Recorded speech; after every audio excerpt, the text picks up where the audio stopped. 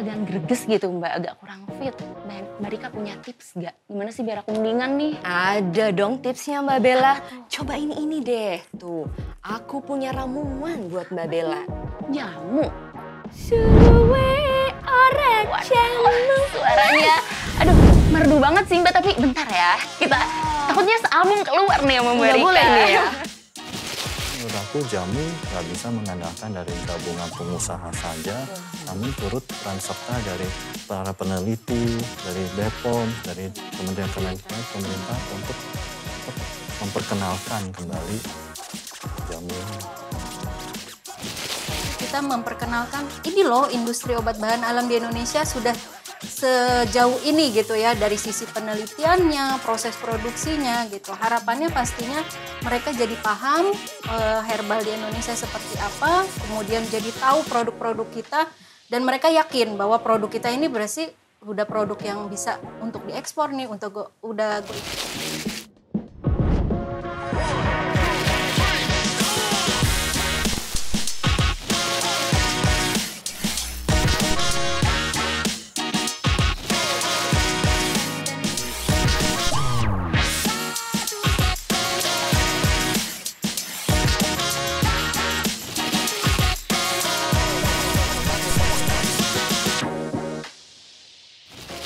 Podcast Kata BPOM, podcast nomor 1. Assalamualaikum warahmatullahi wabarakatuh. Halo sahabat BPOM, jumpa lagi di kanal terpercaya podcast Kata BPOM yang mengupas tuntas semua informasi obat dan makanan. Bersama saya Bella dan rekan saya Hendrika. Masih ingat kan, daripada katanya, kata dia, kata mereka, mending pastikan Kata BPOM. Sahabat BPOM dan Mbak Hendrika, ini belakangan kan cuaca lagi gak menentu ya Mbak. Kadang hujan, kadang panas gitu kan. Dan aku tuh kalau ke kantor naik motor. Nah kemarin kan sempet hujan.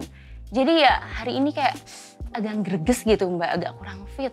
Mbak Rika punya tips gak? Gimana sih biar aku mendingan nih? Ada dong tipsnya Mbak Bella. Coba ini deh. Tuh, aku punya ramuan buat Mbak Bella. Jamu? Suwe ora jamu. Suaranya, aduh merdu banget sih Mbak, tapi bentar ya. Kita takutnya sealbum keluar nih sama Mbak Nggak Rika. boleh nih ya. Oke. Padahal pengen satu album Mbak Bella. Aduh, ntar dulu nih Mbak. Bener banget Mbak, ini tuh jamu dari rebusan jahe dan beras kencur. Jadi dia dipercaya bisa menjaga kebugaran tubuh Mbak Bella. Cocok dong buat aku. Coba deh nanti ya. Oke, nanti aku coba. Jadi jamu itu Mbak Bella sudah menjadi warisan budaya dari kakek, nenek, cicit, canggah dari leluhur kita deh. Jadi pokoknya kita harus bangga gitu loh sama jamu karena dia juga dipercaya untuk menjaga kebugaran tubuh. Siap. Nanti aku cobain.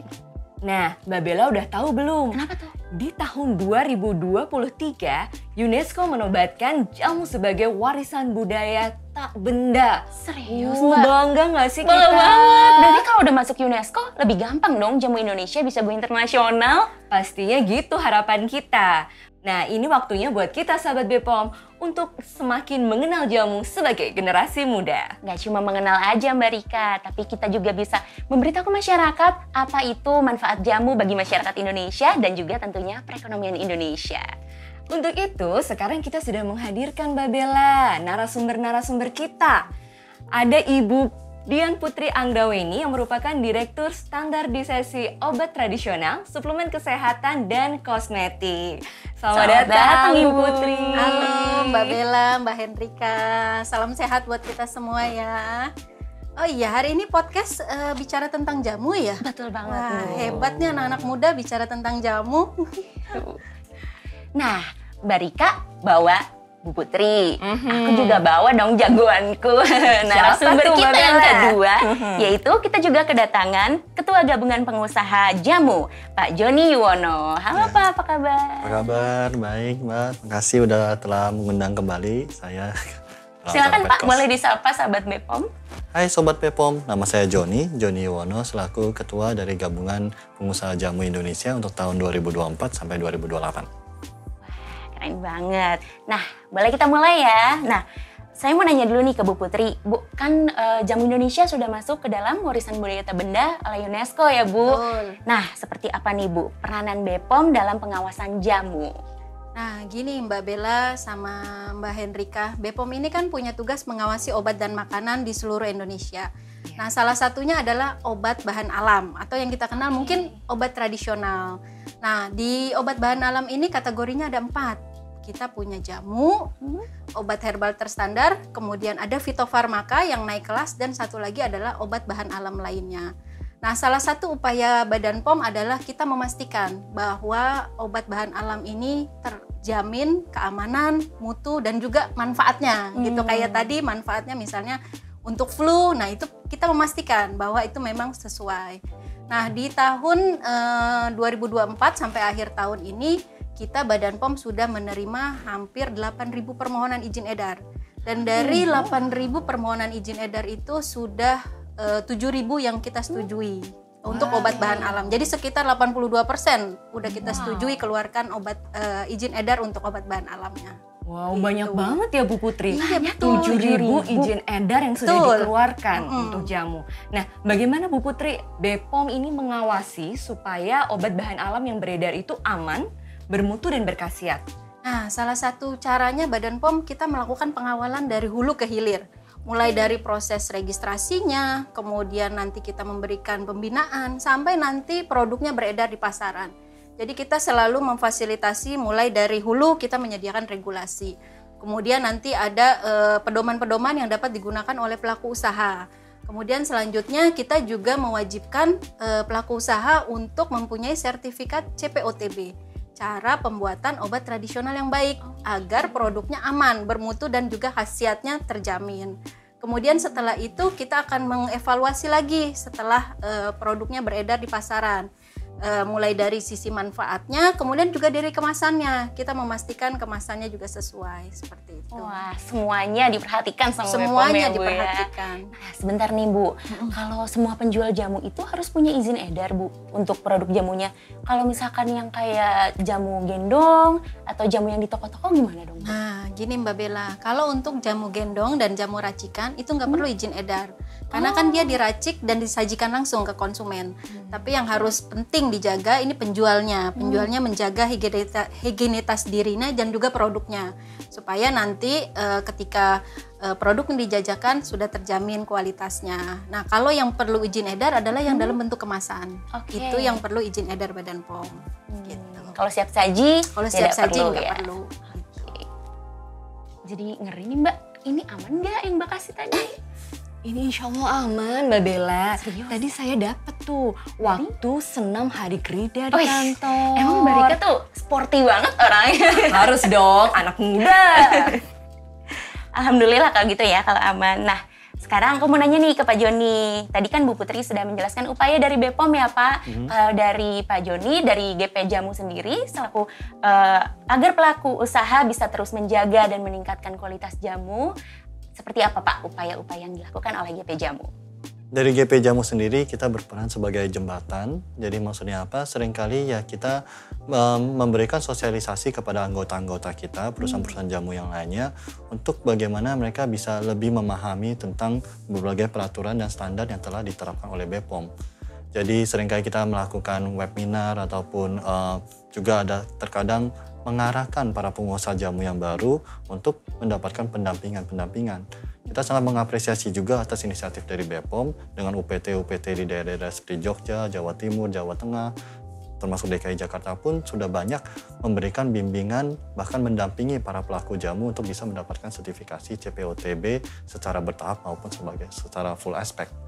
Jadi mungkin peran kita lebih ke arah mensosialisasi dan mengajak para pengusaha jamu untuk bisa ibaratnya naik kelas untuk mendapatkan sertifikasi untuk bisa bersaing ke depannya di dunia internasional tentunya. Berarti GP Jamu ini banyak peran di edukasi ya Pak, langsung Iya. ke para pengusaha jamu. Ya, Iya. jadi sebagai jembatannya lah seperti itu. Ya. Nah Pak, tadi kan sudah banyak ya hal-hal yang dilakukan oleh GP Jamu. Sebetulnya kalau permintaan masyarakat Indonesia terhadap jamu sendiri seperti apa Pak Joni? Menurut survei Riskesdas itu hampir lebih dari 60-70% dari penduduk Indonesia mengkonsumsi jamu. Jadi cukup besar juga. 70% itu daerah Jawa. Kalau secara nasional itu mungkin total ya 50%. 50-an, Ya. iya. Karena kan jamu banyaknya konsentrasinya di Jawa. Ya. Jadi bagi orang Indonesia jamu udah bukan sesuatu yang asing lagi. Ya, apalagi dengan hal ini ditunjang lagi dengan adanya kita baru saja melalui pandemi COVID-19. Oleh karena itu awareness masyarakat dunia terhadap bahwa untuk melawan berbagai penyakit yang akan datang ke depannya, daya tahan tubuh itu penting. Dan daya tahan tubuh itu tidak bisa didapatkan secara instan, tapi perlu dibangun. Dibangun dengan gaya hidup sehat, olahraga yang rutin, dan juga mungkin dengan asupan jamu untuk mendukung supaya sebagai fungsi promotif preventif agar bisa menahan dari serangan-serangan virus bakteria yang akan ada. Jadi hal awareness ini di dunia sudah mulai muncul. Makanya istilah wellness mulai muncul dan istilah healing. Karena ada perbedaan antara curing, yaitu menyembuhkan, dan healing, menyehatkan. Jadi kalau curing berkaitan dengan obat yang konvensional seperti obat-obat kimia yang berkaitan dengan pembunuhan bakteri atau pembunuhan virus. Sedangkan kalau healing kan menguatkan tubuh agar bisa daya tahan tubuh kita memerangi bakteri atau virus atau penyakit-penyakit yang ada. Jadi istilah itu udah mulai muncul dan jamu Indonesia itu berada di posisi yang sangat tepat. Apa ada data statistiknya, Pak? Untuk data statistiknya mungkin kita hanya bisa mengambil dari beberapa sumber. Namun kalau misalnya dari sumber perusahaan-perusahaan cenderung karena banyak perusahaan jamu cenderung kecil-kecil UMKM, makanya mereka susah sekali mendapatkan data dan beberapa pun masih tertutup bukan TBK. Namun dari beberapa data yang kita dapatkan dari contoh dari BPS itu ekspor rempah Indonesia itu mencapai di tahun 2021 mencapai 765 juta US dollar. Wow, besar. Ya. Namun menariknya itu ekspor rempah. Rempah merupakan bahan baku dari jamu. Jadi artinya kita hanya ekspor bahan bakunya saja. Karena kalau dilihat dari negara tujuan ekspor rempah tersebut adalah Thailand dan Tiongkok dan Amerika Serikat.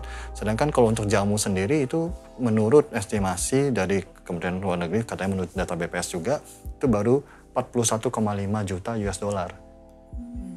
Jadi 765, jamunya baru 41. Jadi hanya baru sekitar 5%. Ya, jadi seringkali sedihnya adalah kita seringkali lebih ke arah mengekspor bahan baku rempah-rempah kita, pengolahannya di sana datang dalam bentuk pil, suplemen, produk luar negeri yang kita import kembali. Padahal punya kita juga itu bahannya. Padahal kita punya juga. Mungkin di Indonesia lagi ya Pak ya. Mungkin di dalamnya kalau dilihat kontennya, ada kunyit, ada temulawak, tapi ya nama Indonesia sudah tidak tercantum di sana. Iya. Lalu perlu diperhatikan juga bahwa kalau misalnya kita gali lebih dalam, angka potensi pasar ini kan mengenai tentang ekspor saat ini. Kita ambil asumsi saja kayak omset dari perusahaan TBK jamu adalah Sido Muncul, omsetnya sendiri itu kira-kira 222 juta US dollar. 222 juta US dollar. Itu Sido Muncul. Dan pasarnya itu majority di Indonesia. Ekspor Sido Muncul baru 8%. Ekspor keluar. Ya. Menurut beberapa laporan-laporan yang aku kumpulkan dari peneliti atau badan-badan statistik di internasional, mereka mengestimasi karena tren COVID-19 ini, produk herbal atau produk obat tradisional atau produk obat bahan alam di dunia itu potensinya ada di angka sekitar 140 miliar US dollar. 140 miliar. Jadi 222 jutanya Sido Muncul Indonesia itu menjadi tidak ada apa-apanya dibandingkan dengan dunia. Yang sekarang ini boleh dibilang didominasi oleh produk-produk obat tradisional dari China atau India. Mereka lah yang memegang pangsa pasar terbesar secara internasional. Ya, jadi potensinya masih besar sekali. Bahkan beberapa laporan tersebut menyatakan tren perkembangannya itu CAGR, itu cumulative growth rate-nya, pertumbuhannya untuk 10 tahun ke depan bisa mencapai 10%. Potensinya besar ya Pak? Potensinya besar sekali. Karena seperti yang tadi disampaikan, pandemi COVID-19 menyadarkan bahwa daya tahan tubuh penting, gaya hidup penting. Jadi janganlah menunggu sakit baru cari obat, tapi kalau bisa menggabungkan obat-obat kecil dalam bentuk kayak obat bahan alam ke dalam makanan minuman keseharian. Jadi menjadikan Jaga jadinya ya Pak ya. itu dia. Apalagi kalau yang diasup langsung lewat makanan pasti lebih cepat ya Pak? Itu dia. Makanya ada teman yang menyatakan bahwa menariknya, dikala dunia luar sedang mencoba go back to nature, trennya kan itu. Iya. Dia bilang sebenarnya Indonesia sudah living with nature. Kita sudah mengintegrasikan rempah-rempah ke dalam makanan minuman kita. Kita lihat saja rendang, begitu Bumbunya kaya. medok gitu ya Pak? Bumbu-bumbu beberapa, dan kalau misalnya diteliti masing-masing bahan tersebut sebenarnya juga ada khasiatnya. Ya, jadi ibaratnya menjadi lebih nyaman kan dengan kita mengkonsumsinya sebagai bagian dari asupan sehari-hari. Karena orang Indonesia berarti sudah terbiasa ya Pak sebenarnya kena asupan rempah Iya. jamu itu sendiri. Ya. Nah, tinggal bahayanya adalah jangan sampai tergiur untuk mengikuti gaya hidup luar. Makanya jadinya ayam goreng bertepung, Junk food. junk food atau burger atau yang istilahnya kan Merasa tersindir saya. terkesan lebih keren atau iya, bagaimana, oke. tapi itu dia sebenarnya kan kurang sesuai dengan iklim dan Dengan iklim kondisi kita. Di Indonesia Di ya Indonesia, Pak ya. Jadi iya. menjadikan jamu itu sebagai gaya hidup Iya. dan juga bisa kita nikmati dalam makanan dan minuman sehari-hari ya Pak Itu Joni dia. ya. Menarik juga kalau misalnya kita amatin, bagi dunia luar pun mereka mengadaptasikan makanan dan minuman mereka dengan kondisi iklim, sehingga juga ada pairing-pairingnya. Maksudnya apa? Kalau kita lihat di dunia barat, mereka kayak, oh makanannya kok goreng-goreng, panggang-panggang, itu nggak panas dalam tuh. Mereka pairingnya dengan bir. Oh iya. Oke. Bir memberikan efek adem.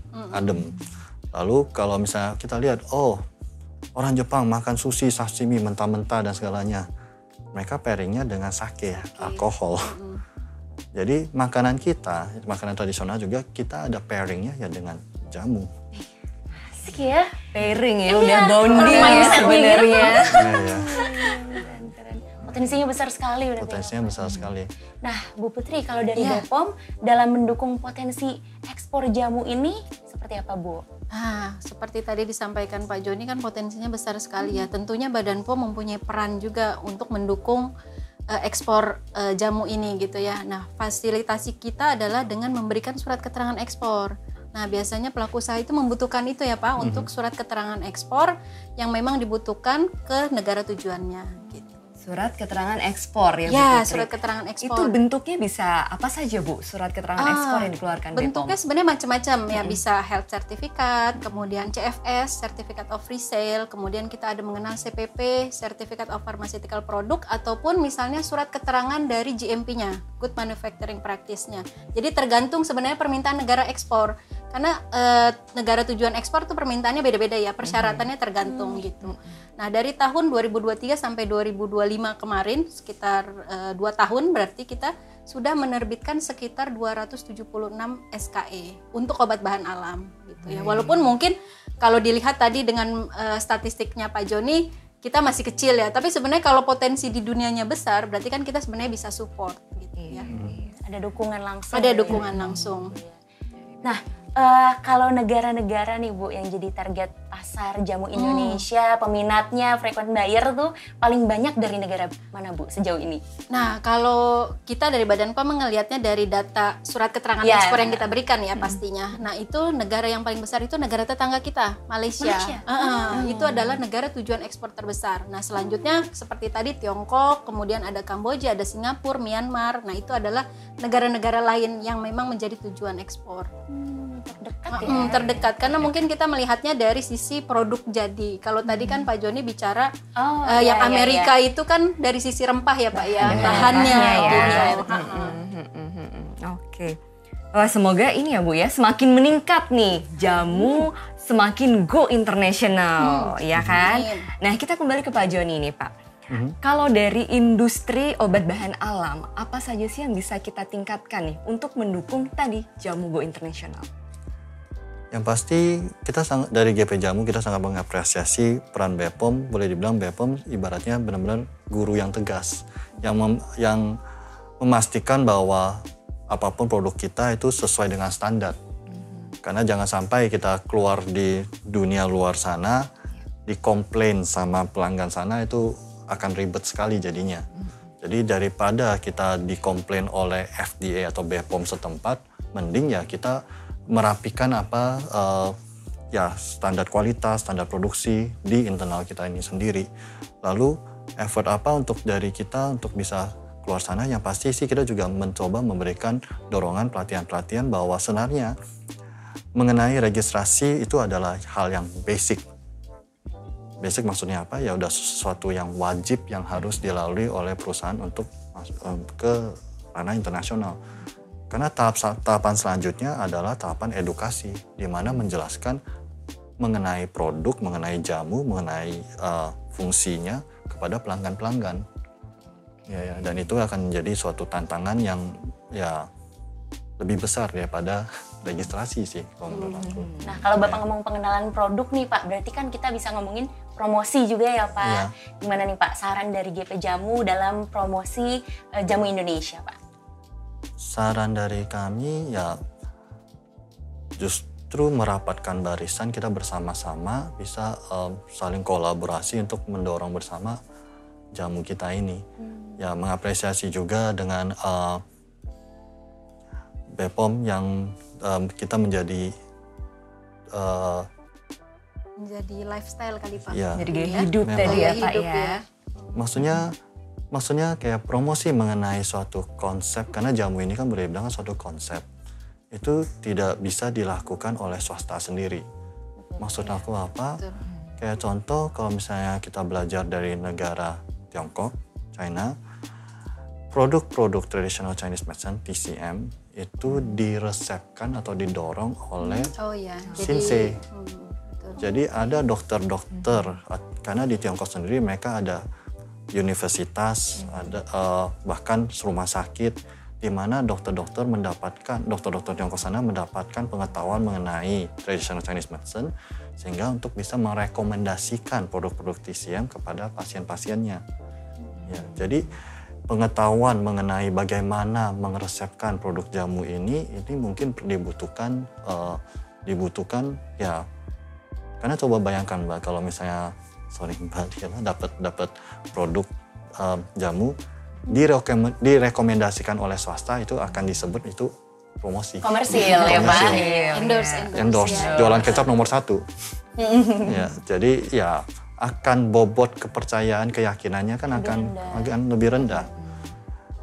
Sedikit belajar dari contoh Korea dengan ginseng Koreanya. Itu kalau dipromosikan oleh swasta pasti orang nggak mau. Wah, ini pasti bagus menurut kamu. Oleh karena itu pemerintah turun tangan langsung membentuk Korean Ginseng Center. Ya, di bawah salah satu BUMN-nya, di mana juga di sana ketika datang pelanggan bisa menyaksikan, oh tanaman ginseng itu seperti ini loh. Proses pertumbuhannya, proses budidayanya, panen, sampai ke pengolahannya, bagaimana itu diolah dan akhirnya menjadi produk. Dan pemerintah juga mewajibkan semua tamu-tamu yang datang ke Korea wajib mengunjungi Korean Ginseng Center tersebut. Dan produk akhir dari ginseng seperti yang diintegrasikan ke dalam makanan seperti sup ayam ginseng itu sering tampil di Korean drama. Jadi ini sesuatu ya, mau itu media, mau itu swasta, pemerintah, organisasi, semua bergabung menyatu untuk mendorong promosi produk tersebut. Jadi menurut aku jamu nggak bisa mengandalkan dari gabungan pengusaha saja, namun turut peran serta dari para peneliti, dari BPOM, dari kementerian-kementerian pemerintah untuk memperkenalkan kembali jamu ini. Jadi ternyata masih banyak PR nih Iya, Mbak banyak untuk jamu di Indonesia. Iya. Perlu gebrakan dan gerakan ya Pak, sepertinya ya Pak Joni ya. Dan dari semua pihak, Mbak. Betul, tadi dari banyak aspek loh. Ada dari farmakolog juga ya Pak ya, Iya. kemudian dari wisata, juga dari media dan entertainment. Banget, Mbak, karena akan lebih gampang diterimanya. Betul Mbak. Nah Mbak Bella, ternyata tadi PR-nya nggak cuman ke banyak sektor. Kita sebagai anak muda juga perlu nih membiasakan minum jamu. Bener banget, dan mayoritas masyarakat Indonesia itu anak muda ya. Dari 70% yang Bapak bilang, itu berarti banyak anak mudanya Pak yang konsumsi jamu ya Pak?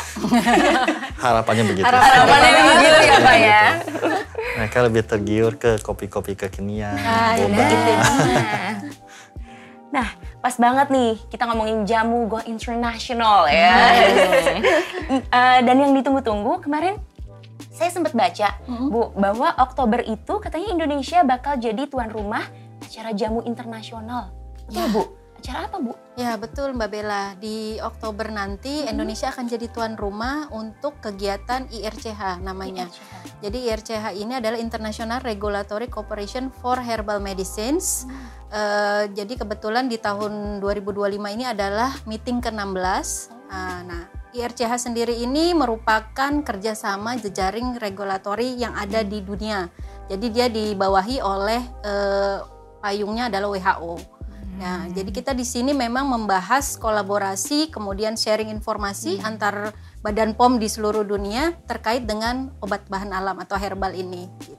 Oke, berarti IRCH ini ada di bawah WHO. Betul. Dan dia fokusnya adalah pengawasan obat bahan alam ya, Iya, Bu Putri. jadi fokusnya memang ke herbal. Ke herbal. Nah, negara anggotanya dari mana saja Bu Putri? Nah, kalau negara anggotanya karena dia di bawah WHO lumayan banyak ya. Jadi sampai per Januari 2025 ini anggotanya sampai 49. Dan ini dari berbagai benua, dari Afrika, Amerika, kemudian Eropa, Asia gitu ya. Kalau kita kasih contoh misalnya di negara Afrika itu ada Ghana sama Afrika Selatan. Nah, kemudian dari Amerika pasti Amerika ada dari Brazil, kemudian ada juga Kanada. Kemudian ada dari Mediterania, ada Iran, Oman, Pakistan, sampai mungkin ada lembaga badan regional lainnya yang ikut di dalam IRCH ini, keanggotaan seperti ASEAN itu lembaga-lembaga di negara ASEAN, kemudian EMA itu di Eropa. Gitu. Keren banget bisa di Indonesia ya, Bu? Iya. Ini rapat tahunan berarti ya, Bu? Rapat tahunan dan kebetulan kita memang tahun 2025 ini di tahun kemarin kita memperjuangkan ya, untuk menjadi tuan rumah dan gitu. alhamdulillah kita dipercaya nih tahun 2025 ini gitu. Nah, Indonesia kan makin maju ya. Iya, Sering bangga. jadi tuan rumah gitu ya. Betul. Nah, kalau dari GP Jamu sendiri sudut pandangnya seperti apa nih, Pak Joni, terhadap acara ini nanti? Kami ya sangat menyambut baik karena seperti yang disampaikan untuk promosi mengenai memperkenalkan jamu itu butuh kolaborasi dan koordinasi dari berbagai pihak. Dengan adanya IRCH ini artinya para regulator dari internasional akan mengenal mengenai jamu. Dengan begitu bisa kita pun bisa mendapatkan masukan-masukan bagaimana untuk bisa mengangkat jamu kita bisa ke level internasional. Jadi aku percaya kolaborasi ini akan sangat positif untuk membuka pintu bagi jamu untuk masuk ke dunia internasional tersebut. Banyak loh Pak, delegasinya 49 ya. Iya. Jadi event ini tadi diharapkan bisa mengangkat posisi Indonesia ya Pak ya, Iya. yang sedang go internasional untuk jamunya, begitu Iya. ya Pak Joni ya. Pastinya. Ya harapannya minimal mungkin bisa mengundang para dokter-dokter, karena kan seperti tadi, kalau jamu saat ini yang meresepkannya masih sedikit, ya harapannya kalau enggak dokter-dokter sertifikasi jamu atau para praktisi jamu itu keluar negeri untuk membuka praktek di sana, atau dokter-dokter dari luar negeri datang untuk mempelajari tentang jamu, dan dengan begitu ketika mereka balik ke negaranya, mereka bisa sambil meresepkan, dengan begitu produk juga akan keangkat. Iya, karena kalau dokter yang ngomong pasti Iya, beda Pasti dengan dipercaya. Saya ya. beda dengan pengusaha. Jadi masuknya dari sisi pelayanan kesehatan ya Iya, Pak ya. iya. Dan yang jelas ya dengan opsi, artinya kan dengan netralitas, ibaratnya bisa ini, atau enggak ya kamu bisa racik sendiri. Bahannya adalah kunyit, asam, beras, kencur. Iya. balik lagi ke Bu Putri nih. Iya. Nanti di rapat ini yang dibahas apa aja, Bu? Dan untungnya atau benefitnya untuk Indonesia, jamu Indonesia seperti apa? Ya, sebenarnya rapat ini kan yang tadi saya sampaikan ini annual meeting, jadi pastinya akan ada meetingnya. Tapi selain meetingnya kita juga ada pameran, pameran dan juga site visit. Jadi sebenarnya memang ajang ini sangat bermanfaat untuk kita melakukan pendekatan regulasi secara global ya. Jadi kita tahu nih kayak tadi disampaikan kan standar kita jangan sampai beda ya. Standar kita harus sama dengan internasional. Jadi ketika kita mau ekspor produk kita sudah bisa diterima di mana-mana gitu ya. Nah, kita juga selain itu di pameran kita mengundang GP Jamu dan banyak pelaku usaha untuk ikut memamerkan nih produk-produk jamu kita. Rangkul. Karena kan kita sebagai Indonesia ini mega biodiversity. Kita ini mempunyai 30.000 jenis tumbuhan yang sampai saat ini diketahui 7.000-nya ini memiliki khasiat loh. Jadi dari 30.000, 70.000 itu sebenarnya bisa menjadi bahan baku untuk digunakan menjadi suatu produk jamu, ataupun mungkin kalau mau naik kelas tadi bicara tentang pengobatan bisa naik kelas ke fitofarmaka ya Pak ya. Jadi sebenarnya peluang itu sangat besar sekali gitu. Keren banget ya sahabat Bepom ya. Nah, berarti nih Bu Putri, terakhir Bu Putri dan juga Pak Joni. Jadi apa sih harapannya dengan Indonesia tadi menjadi tuan rumah dari annual meeting IRCH ke-16 ini? Sebenarnya memang misi kita ya, misi kita ketika kita kemarin tahun lalu mengajukan diri. Kita mengajukan diri sebenarnya waktu tahun lalu itu kita ada 3 negara juga, jadi kita sebenarnya bersaing ya, bukan cuma Indonesia sebenarnya yang berharap kalau meeting-meeting internasional seperti ini kan masing-masing negara pasti punya kepentingan ya. Harapan kita pasti yang pertama memperkenalkan jamu gitu ya, makanya kita di sini ada pameran, kemudian kita ada site visit. Site visit kita berkunjung ke industri obat bahan alam, jadi kita memperkenalkan ini loh industri obat bahan alam di Indonesia sudah sejauh ini gitu ya, dari sisi penelitiannya, proses produksinya gitu. Harapannya pastinya mereka jadi paham herbal di Indonesia seperti apa, kemudian jadi tahu produk-produk kita, dan mereka yakin bahwa produk kita ini berarti udah produk yang bisa untuk diekspor nih, untuk udah go internasional gitu. Meningkatkan brandingan. Ya, branding lah, branding jamu mineral aja. Nah, kalau dari Pak Joni gimana Pak harapannya atas IRCH ini? Yang pasti harapannya untuk para delegasi minimal mencobalah rendang kita. Duh, takutnya mereka terpesona nggak mau pulang, Mbak. Itu dia. Betul ya? Itu dia. Terus kenalan juga dengan jamu gendong kita. Dengan itu mereka juga bisa tahu bahwa wah, karena kalau misalnya kita memperhatikan dari sisi jamu gendong saja sudah tahu bahwa yang digendong jamu gendong itu bukanlah obat sih. Iya. Jadi kan mereka gendong. Kalau misalnya obat ada mereka standby di rumah, tunggu di telepon baru datang. Jadi kan yang mereka jajakan beras kencur, kunyit asam, pahitan, setiap hari bikinnya sama loh. Jadi bukan Senin beras kencur, Selasa kunyit asam, Rabu pahitan, enggak. Setiap hari sama, bikin 3, bikin 4 jenis yang sama. Artinya harus rutin. Iya, harus rutin. Dan mereka keliling rutenya sama juga. Bukan Senin di Tanah Abang, Selasa di Menteng. Jadi artinya setiap hari ketemunya, setiap hari ketemunya dengan orang-orang yang sama. Jadi dari sana bisa dilihat kita sudah mengintegrasikan herbal, jamu atau apapun sebutnya ke dalam gaya hidup sehari-hari. Dan integrasi inilah yang unik dan menarik karena jamu gendong hanya di Indonesia. Itu Indonesia banget loh Pak jamu gendong. Memang. Dan apalagi kalau misalnya ketika mereka ngobrol-ngobrol dengan para ibu jamu gendong akan bisa merasakan kayak niat, karena kita pun GP Jamu pun ada melakukan festival-festival jamu, mengundang ibu-ibu jamu gendong, mendekatkan para jamu gendong tersebut kepada para pelanggan-pelanggan. Dan dari sana beberapa pelanggan menyatakan dari komunikasi mereka dengan ibu jamu gendong dirasakan semangat untuk menyehatkannya itu. Tulusannya itu kerasa ya Pak. Karena cobalah tanya ibu jamu gendong, ini resepnya apa sih? Mereka buka. Semua orang bisa bikin jadinya ya Pak. Bisa ya. Mereka bilang, oh ini gampang Mbak, ini kamu tinggal ambil. Ya mungkin kalau bagi orang farmasi pusing. Dia akan bilang, untuk bikin itu beras segenggam. Karena nggak ada takarannya. Jahe sejempol, kencur sekelingking. Pusing, kok nggak ada takarannya. Tapi kalau kita lihat dari sudut pandang yang berbeda, itu disesuaikan dengan kondisi tubuh masing-masing. Yang cocok adalah genggaman dari genggaman tangan kamu. Mungkin berbeda dengan genggaman tangan aku atau size jempol aku, tapi ya yang cocok untuk kamu, diri kamu adalah jahe sebesar jempol kamu. Jempol. Jadi Ada. sudah personal ya Pak ya Personal. orangnya ya. Itu dia. Makanya kan dipercaya kata jamu berasal dari makna jampi usodo. Jampi ada doa, usodo ada kesehatan. Doa yang terbaik adalah doa yang dipanjatkan pribadi. Dengan tulus gitu Dengan ya. tulus. Dalam banget ya. Ya filosofinya. Jadi makanya kalau ngobrol dengan ibu jamu gendong, mereka terbuka. Silakan kamu buat sendiri. Akan bagus kalau kamu buat sendiri. Mungkin kalau misalnya kamu udah tahu bagaimana cara kamu buat sendiri, kamu bisa tahu rasanya. Dan kalau misalnya nggak ada waktu, ya bisa panggil aku Bisa, lagi. iya. Karena kayaknya kalau saya yang bikin nggak seenak yang gendong itu deh. Iya. Harus berkali-kali bikinnya. Itu dia. Trial and error ya Iya, Bu, betul. sambil nanya lagi ke ibunya. Boleh tuh, mungkin nanti praktek bikin jamu juga jadi salah satu wisata ya Pak ya. Iya betul. Kan?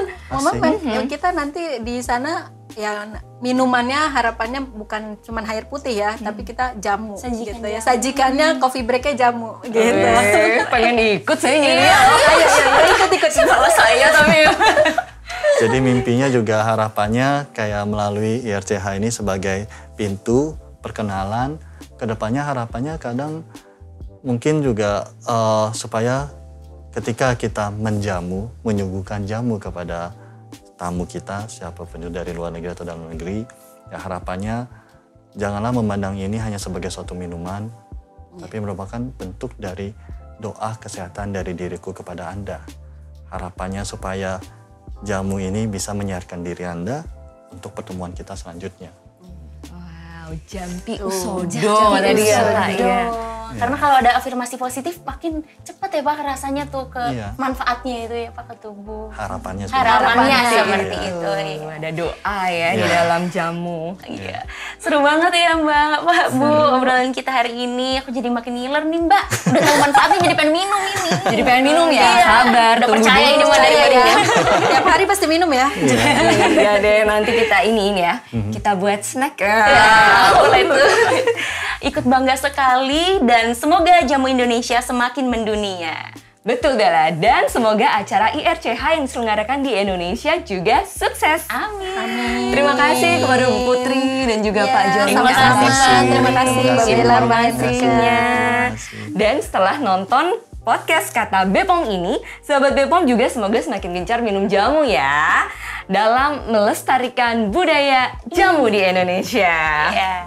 Sobat Bepom, jadilah konsumen Indonesia yang cerdas dalam memilih obat dan makanan yang berkualitas. Info seputar obat dan makanan, jangan percaya kata yang lain, pastikan Kata Bepom. Jangan lupa subscribe channel @bepom_official dan bagikan episode ini ke sosial media kamu, karena obat dan makanan adalah tanggung jawab kita bersama. Kita ketemu lagi di episode berikutnya ya.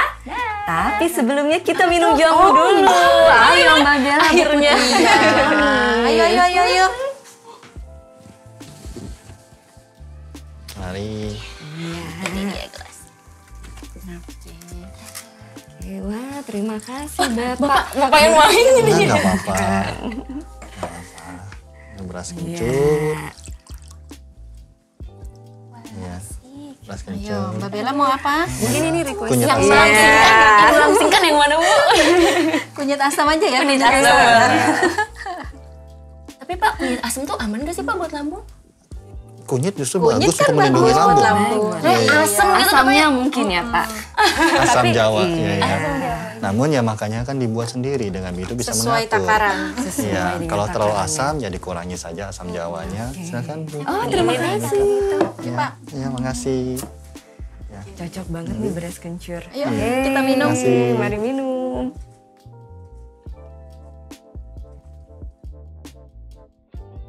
Gimana? Anak muda? Seger Bu. Seger ya? Asam-asam seger gitu. Enak ya? Ini anget ya. Ya. Kalau di Iya. saya, di badan saya. Iya. Kalau beras kencur gimana Mbak rasanya? Beras kencur itu dia lebih hangat. Kayak ini ada jahe ya Pak ya. Ada jahenya terasa gitu ya. Kalau ini lebih ke seger, asam Seger, gitu ya Bu iya. ya. Iya. Apalagi kalau dingin lebih enak ya. Bener di kulkasin Minuman. seger.